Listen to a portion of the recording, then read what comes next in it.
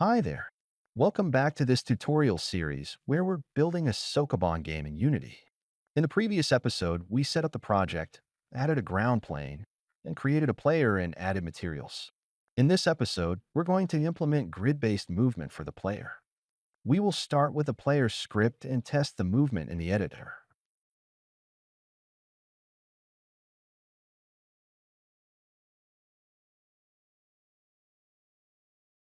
All right, let's quickly cover the isMoving variable. This is a simple bool that tracks whether the player is currently moving. If his moving is true, the script blocks any new movement input until the current move is complete. This ensures smooth transitions and prevents overlapping movements. Since we won't need this, I'll delete it to save some screen space. First, we check if his moving is true. If it is, we stop right there. No new movement allowed until the current move is done.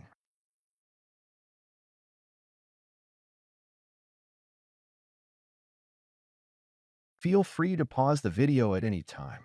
I'll be fast forwarding while typing the code, especially when it involves repetitive sections. We listen for key presses. Based on the key pressed, we assign a movement direction to our movement variable using predefined directions like forward, back, left, or right. Finally, if a movement key is pressed and the player isn't already moving, we call the try to move function to handle the movement.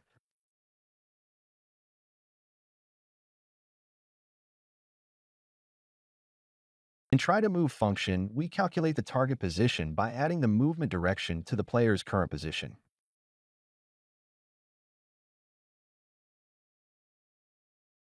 We also have a vector3 variable named target position. This stores the exact grid position the player is moving toward.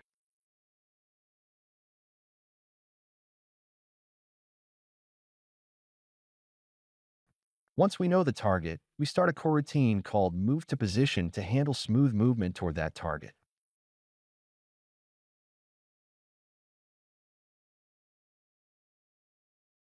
Now, this is where the magic of smooth movement happens. First, we set is moving to true, locking the player from taking new inputs.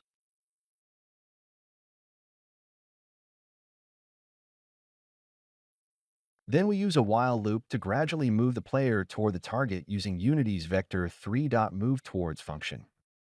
It checks the distance between the player's current position and the target using vector3.distance, while the distance is greater than a small threshold. In this case, 0.01, the player keeps moving closer.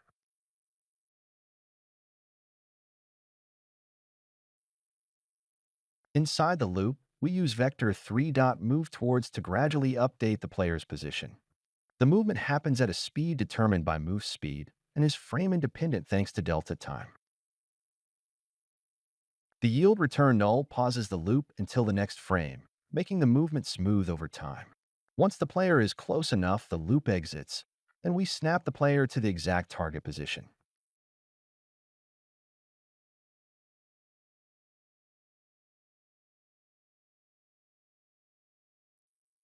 The yield return null pauses the coroutine until the next frame, ensuring smooth movement over time.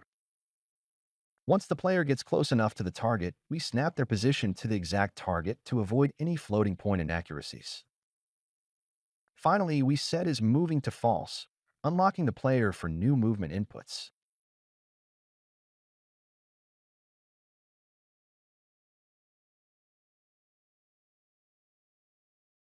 Let me introduce move speed, a variable that controls how fast the player moves toward the target position.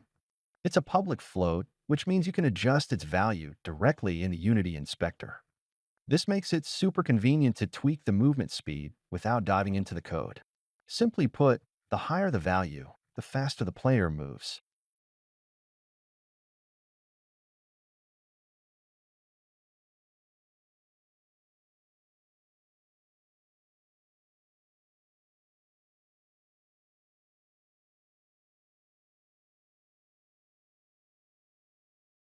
Now let's save the script and test everything. We'll check if we can control the player and move one unit at a time by pressing one of the movement keys. Holding the key down should make the player move smoothly and continuously along the grid. It looks good, and the player moves as expected when using the WASD movement keys.